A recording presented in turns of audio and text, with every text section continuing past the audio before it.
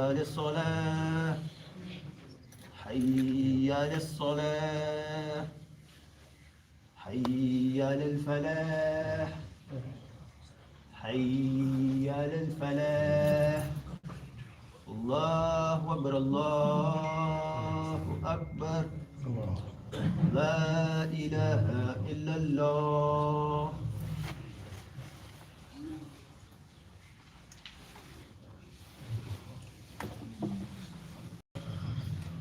إن الحمد لله نحمده ونستعينه ونستهديه ونستغفره ونعوذ بالله من شرور أنفسنا وسيئات أعمالنا من يهده الله فلا مضل له ومن يضلله فلا هادي له وأشهد أن لا إله إلا الله وحده لا شريك له وأشهد أن سيدنا محمدا عبده ورسوله خير نبي اجتباه وهدى ورحمة للعالمين أرسله بالهدى ودين الحق ليظهره على الدين كله ولو كره الكافرون. اللهم صل على سيدنا محمد وعلى آل سيدنا محمد كما صليت على سيدنا إبراهيم وعلى آل سيدنا إبراهيم وبارك على سيدنا محمد وعلى آل سيدنا محمد كما باركت على سيدنا إبراهيم وعلى آل سيدنا إبراهيم في العالمين إنك حميد مجيد. عباد الله، أوصيكم ونفسي بتقوى الله، فقد قال عز وجل: يا أيها الذين آمنوا اتقوا الله حق تقاته ولا تموتن إلا وأنتم مسلمون. يا أيها الناس اتقوا ربكم الذي خلقكم من نفس واحدة وخلق منها زوجها وبث منهما رجالا كثيرا ونساء واتقوا الله الذي تساءلون به والأرحام إن الله كان عليكم رقيبا. Indeed, all praise is due to Allah subhanahu wa ta'ala. We ask for His guidance and we seek His forgiveness. And we seek refuge with Allah. For indeed, whoever Allah guides, none can misguide. And whoever Allah allows to go astray, none can guide. And I bear witness that there is none worthy of worship except Allah. And that Muhammad sallallahu alaihi wasallam is His final messenger. I ask Allah to send peace and blessings on His final messenger. And I give you all advice to have consciousness of Allah in secret and in public. There is a story of the three men who were stuck in the cave. And of those three, the third, his story was that they each gave a story of something they did, a good deed that they gave in their life. And as a result of each of these good deeds, the boulder that had blocked them inside the cave moved slightly until they were able to go out. Of this story, of the three, the third, his story was that he said that he had an employee that worked with him and he didn't take payment for whatever reason, and it happens. So what he did is he took his money and he took his crops or whatever it was that he was going to give him, and he actually invested it for him. And when the man returned many years later, when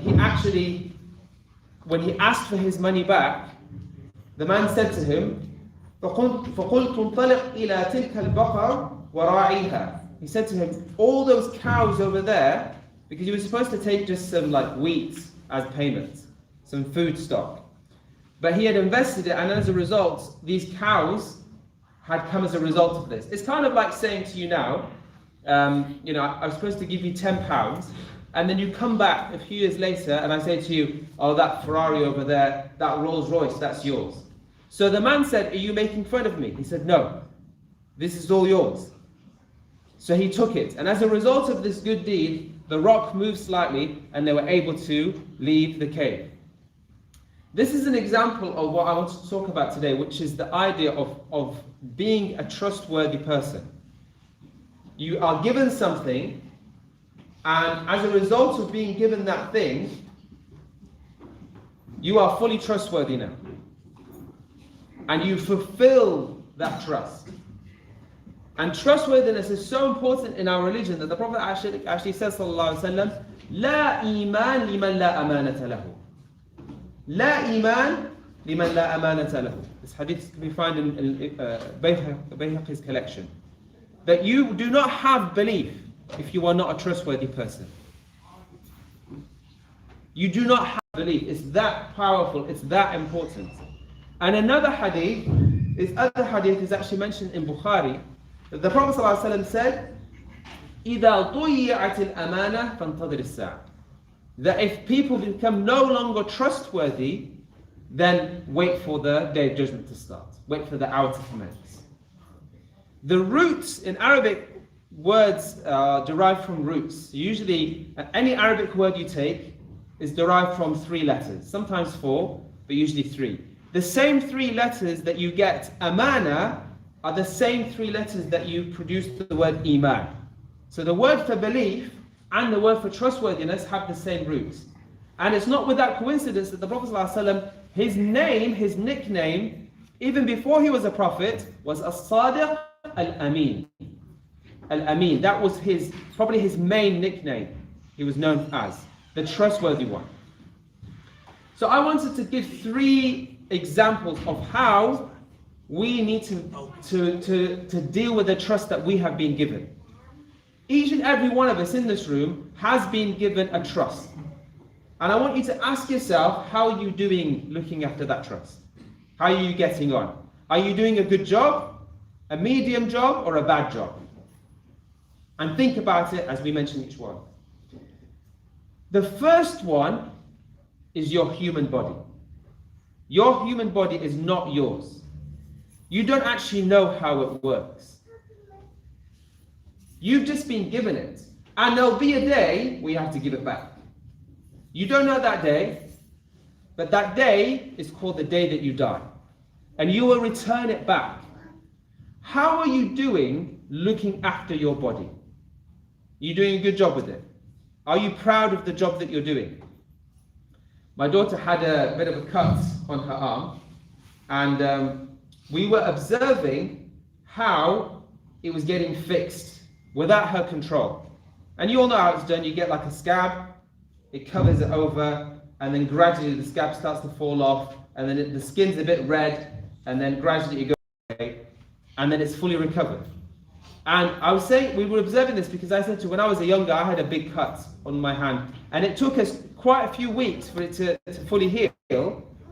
But it's amazing when you watch it because you have no control over it. It's moments like this that you realize that your body isn't actually yours. You've been given it as an amana, as a trust. Imagine you were given, we mentioned the Ferrari earlier, the Rolls Royce. Imagine I said to you, I'm going to give you a free Rolls Royce. But you're going to get, that's the only car that you get from now until the rest of your life. You're not going to get another car.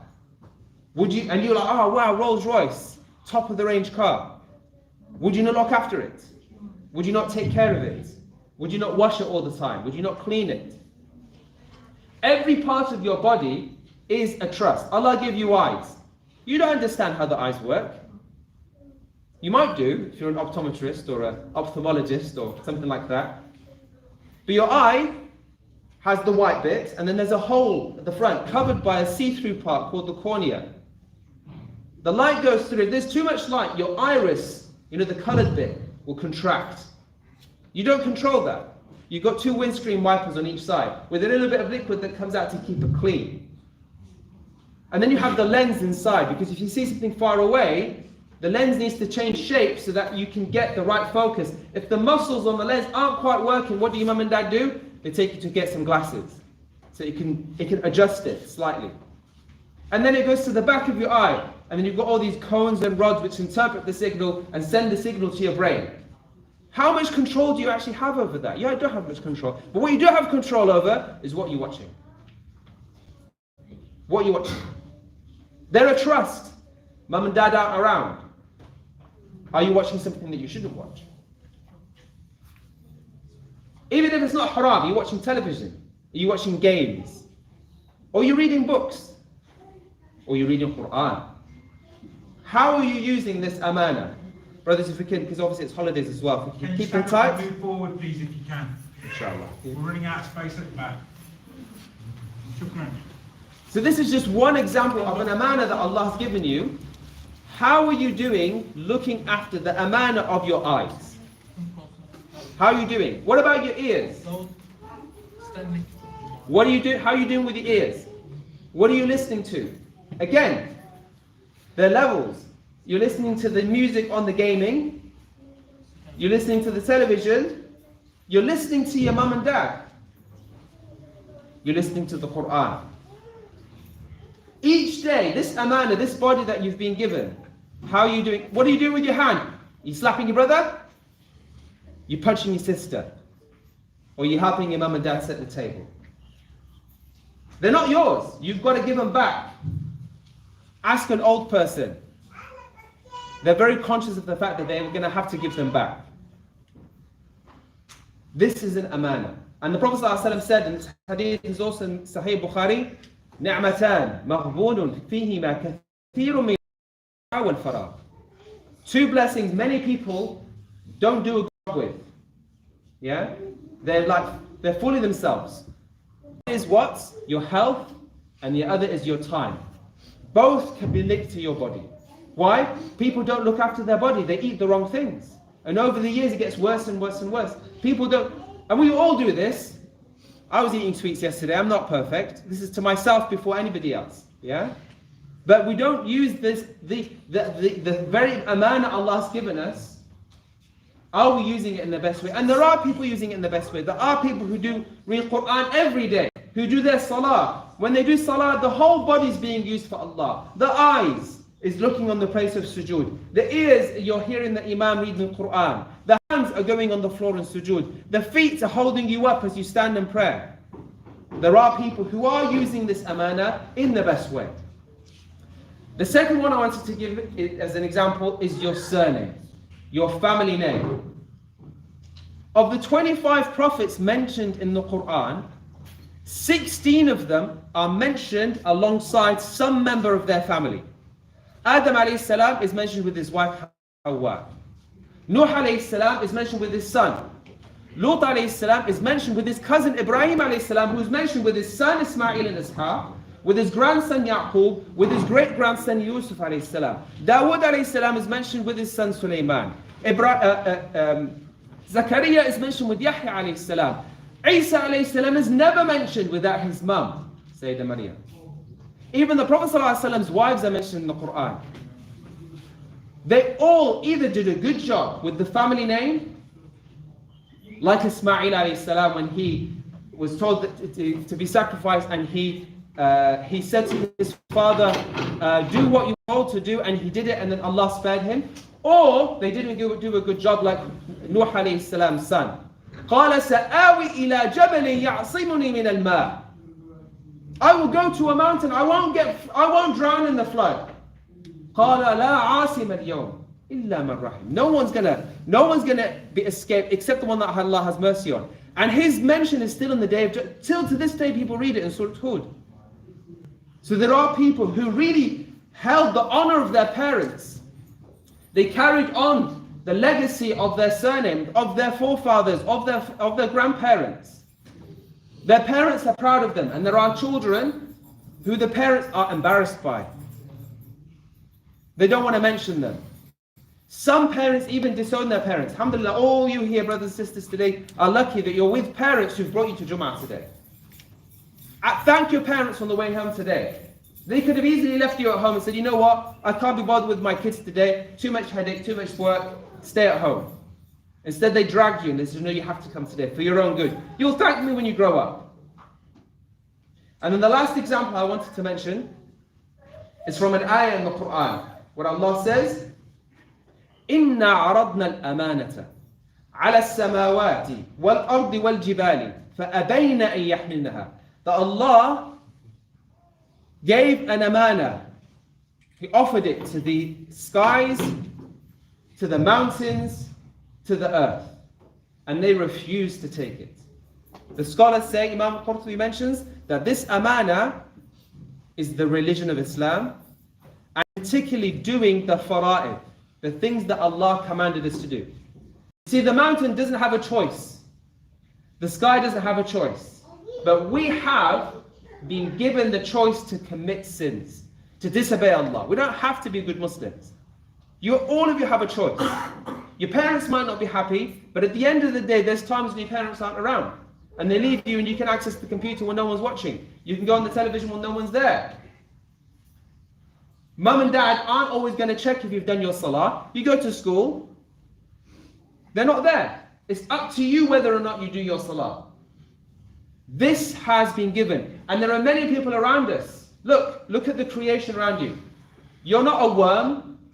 You're not a slug. You're not a bird. You're not an elephant. You're a human being. And of all the human beings, Allah selected you to be a Muslim. I don't know why Allah selected us to be Muslims. I don't know why Allah selected me to be a Muslim. I never became a Muslim. I was born a Muslim. I don't know why. But I am a Muslim. And this is a trust from Allah. This is a trust. How are you going to fulfill that trust? And Allah says in the Quran, إِنَّ اللَّهَ يَأْمُرُكُمْ أَن تُؤَدُّوا الْأَمَانَاتِ إِلَىٰ أَهْلِهَا. Allah commands you to fulfill your trusts. Fulfill your trusts. Because when we give our body back and we die, we will be asked about all of these different trusts that we were given. Did we do a good job with them? And the last thing I wanted to mention is an example of who not to trust. Never trust shaitan. Shaitan will make the bad things look nice, but don't trust him. There was a man called Barsisa who trusted shaitan. He was a worshipper. He was such a good person. When 3 men had to go out to a war, the only person they trusted to look after their sister who had nobody was Barsisa. So when Barsisa went out, when Barsisa was left, shaitan came step by step because he had to give her food. So first he would just leave the food outside his house and go back inside and worship Allah. So then the shaitan said, you know what, just take the food, put it outside her house, make it easy. So he put it outside her house. And the shaitan come again, trust me, knock on the door, just check how she's doing. So he checks on how she's doing, knock, knock, how are you doing? And then shaitan goes, go inside, check the house is okay. So he checks the house okay until he keeps on doing that, until he has a haram relationship with this woman. Shaitan goes, what have you done? You have a child from, what is going to happen when the brothers come back? You're going to have to kill the lady and kill the child. You trust shaitan, shaitan probably knows what he's doing. He kills her and he kills the child. The brothers come back. What does shaitan do? He goes and tells the brothers, because he buried her and he put a rock on top of her. He tells the brothers, don't listen to what he says. He killed your sister. So the boys get him out and they're going to crucify, they're going to kill him. So what does shaitan do? He comes one last time. He says, look, I've helped you. I can help you one last time. Just worship me, bow down to me, and you'll be outside all of this trouble. And he worships shaitan. He went from Barsisa, the great worshipper, to the man who worships shaitan, because he trusted the wrong person. He trusted shaitan. Trust that Allah subhanahu wa ta'ala fulfill your trusts. أقول قولي هذا وأستغفر الله لي ولكم فاستغفروه إنه هو الغفور.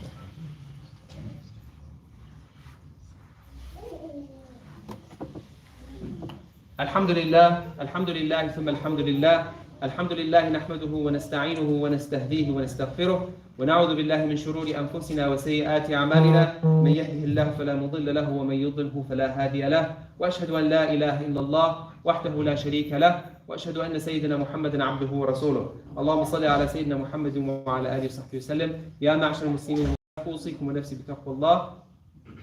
Just before we do the salah, just to remind you, inshallah, we're going into the new year. For those of you who have children, want to put them in an environment which encourages them to fulfill their trusts and be good Muslims, inshallah. We're still registering children for the Salih Sunday School, and there are other classes that take place during the week, other activities for the youth as well. Want you to participate in. Please inquire. That's the easy thing to do. If you're not sure, just inquire, and we'll advise you what will be the best thing for you, inshallah, for your children. And it's important because that helps you to keep them on the right path, inshallah. اللهم اغفر للمؤمنين والمؤمنات والمسلمين والمسلمات الأحياء منهم والأموات اللهم أرنا الحق حقا وارزقنا اتباعه وأرنا الباطل باطلا وارزقنا اجتنابه اللهم آت نفوسنا تقواها وزكها أنت خير من زكاها أنت وليها ومولاها فنعم المولى ونعم النصير رحمكم الله إن الله يأمر بالعدل والإحسان وإيتاء ذي القربى وينهى عن الفحشاء والمنكر والبغي يعظكم لعلكم تذكرون اذكروا الله العظيم يذكركم واشكروه على نعمه يزدكم ولذكر الله أولى وأعظم وأجل وأهم وأكبر والله يعلم ما تصنعون وأقم الصلاة. الله أكبر الله أكبر أشهد أن لا إله إلا الله أشهد أن محمدا رسول الله حي الصلاة حي الفلاح قد قامت الصلاة قد قامت الصلاة الله أكبر الله أكبر لا إله إلا الله. استووا للصلاة يرحمكم الله. Straighten your lines. Make sure all the gaps are filled. Please, can you move forward as much as possible, please? We're very full today. Strengthen our brothers and sisters in our Squeeze as much as possible.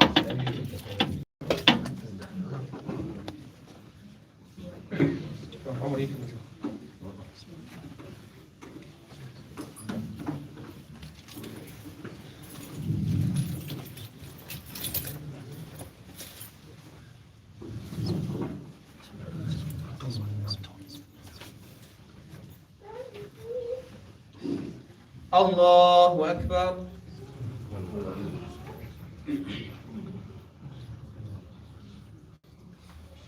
بسم الله الرحمن الرحيم. الحمد لله رب العالمين الرحمن الرحيم مالك يوم الدين إياك نعبد وإياك نستعين اهدنا الصراط المستقيم صراط الذين أنعمت عليهم غير المغضوب عليهم ولا الضالين.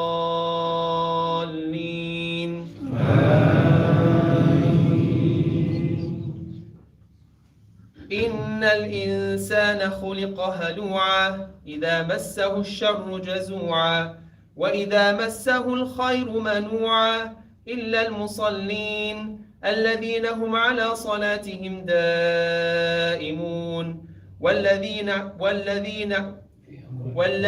في أموالهم حق معلوم للسائل والمحروم والذين يصدقون بيوم الدين والذين هم من عذاب ربهم مشفقون إن عذاب ربهم غير مأمون والذين هم لفروجهم حافظون إلا على أزواجهم أو ما ملكت أيمانهم فإنهم غير ملومين فمن ابتغى وراء ذلك فأولئك هم العادون والذين هم لأماناتهم وعهدهم راعون والذين هم بشهاداتهم قائمون والذين هم على صلاتهم يحافظون أولئك في جنات مكرمون.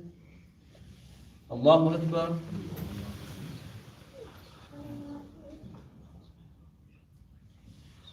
سمع الله لمن حمده. الله أكبر.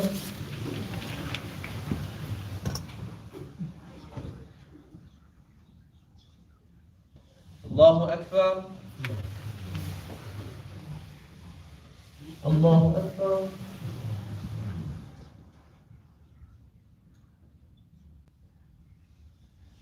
الله أكبر.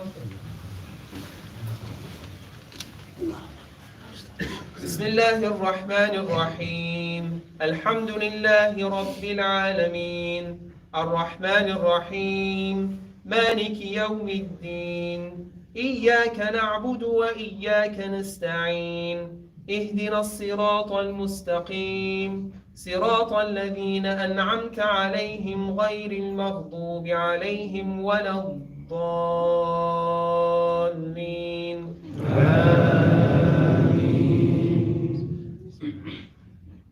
بسم الله الرحمن الرحيم والعصر إن الإنسان لفي خسر إلا الذين آمنوا وعملوا الصالحات وتواصوا بالحق وتواصوا بالصبر.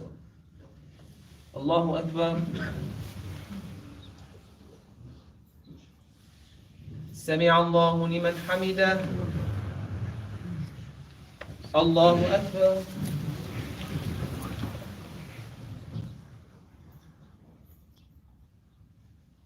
الله أكبر.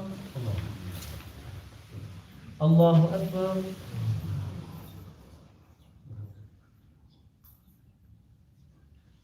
الله أكبر.